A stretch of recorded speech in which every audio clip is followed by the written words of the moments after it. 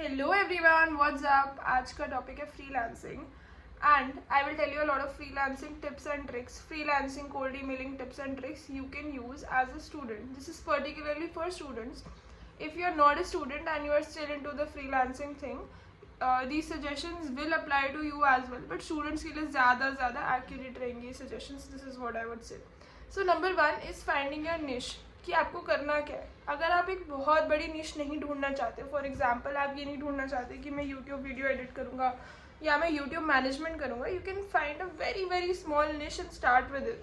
For example thumbnail editing, for example YouTube SEO, for example Instagram thumbnails as well, क्योंकि reels पे भी Instagram thumbnails वाली services लोग लेते थे। The first and foremost is to recognize the service that you will provide to your customers or your potential customers.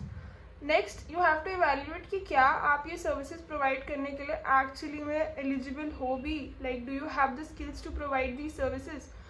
If you think you have the skills to provide these services, create a portfolio.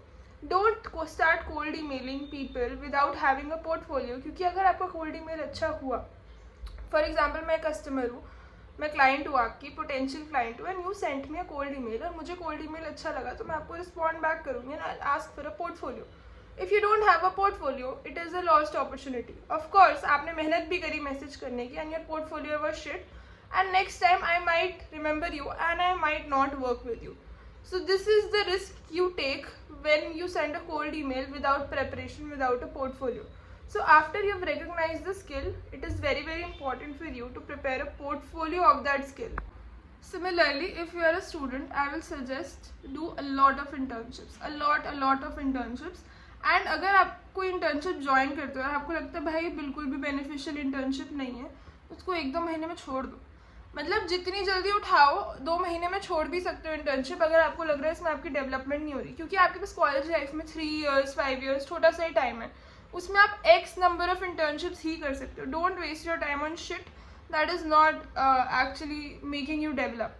So I will tell my experience. तो I join this internship. This was my first proper internship और my second proper internship in a company in Bangalore. And उस company में मैंने 1.5 साल काम करा. ठीक है, मेरा ओवरलैप भी था बाकी इंटर्नशिप्स के साथ, सैडली अनफॉर्चुनेटली फॉर्चुनेटली. बट वो कंपनी में एक्चुअली मुझे इतना ज़्यादा सीखने को मिला ना, because I was in a founder's office role. तो फाउंडर्स ऑफिस रोल में काम करने का क्या होता है ना, आपको बहुत सारी अपॉर्चुनिटीज़ मिलती है, बहुत सारी. And the founders were very chill in a way that they would let me experiment. If I would suggest something, तो most cases में they would accept the suggestions and they would be like ठीक है तुम थोड़ा सा इसका plan बनाओ, इसको एक्सपेरिमेंट करके देखो. एंड मैं भी ऐसे काम करती थी कि जैसे मेरी ही कंपनी हो, क्योंकि I was there to learn. And अगर आप जब शुरू में काम करते हो कुछ कंपनीज में, अगर आप ऐसे ही काम करोगे ना फुल ओनरशिप लेके जैसे आपकी कंपनी है, तो आप देखोगे आपकी ग्रोथ जल्दी होगी.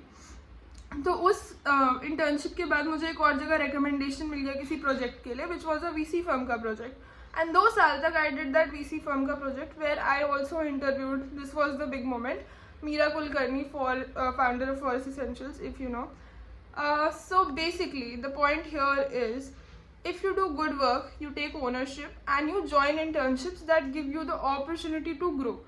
आपके पास ऑलरेडी एक पोर्टफोलियो बन जाएगा, इंटर्नशिप से ही पोर्टफोलियो बन जाएगा कि भाई मैंने ये पिछले इंटर्नशिप में ये काम करा. तो that can act as a freelance portfolio as well. तो ज़रूरी नहीं है कि आपको फ्रीलांस अपॉर्चुनिटीज़ ही ढूंढनी पड़ेगी and you would have to make a dummy portfolio. ज़रूरी नहीं है. You can make a dummy portfolio, you can do an internship and present your work उसका as a portfolio, but you must have a portfolio. If you're cold reaching out to someone without a portfolio, you're just ruining your chances.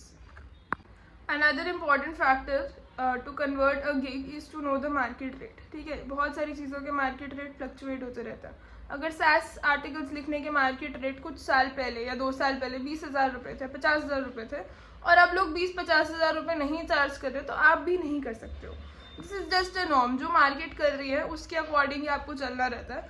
And you have to evaluate कि आपके content का quality क्या है. Of course आपके content का quality क्या है and आपके कॉम्पिटिटर्स के कंटेंट का क्वालिटी क्या है, एंड उसके according you have to set your prices. You can't be unrealistic with your prices, because even if your work is good and your charges are unrealistic, तो भी आपको काम नहीं मिलेगा. And your work is good and you're undercharging, तो भी भाई आप अपना ही नुकसान कर रहे हो. तो it is very important to set a price for your service. Think about it, set a price for your service, create a portfolio, find a skill and don't be like कि भाई मैंने 1000 रुपये कमा लिए घंटे में, 2000 रुपये. ऐसे नहीं होता. हमें लॉन्ग टर्म सिस्टम्स बनाने रहते हैं फ्रीलांसिंग में, क्योंकि फ्रीलांसर्स में अब आप परमानेंटली अगर फ्रीलांसिंग में जाना चाहते हो, आज आपके पास काम होगा और कल नहीं होगा. ऐसा मत करो. अगर आपके लॉन्ग टर्म सिस्टम्स होंगे, आपको 4-5 अच्छी स्किल्स आती होंगी, you will always have work.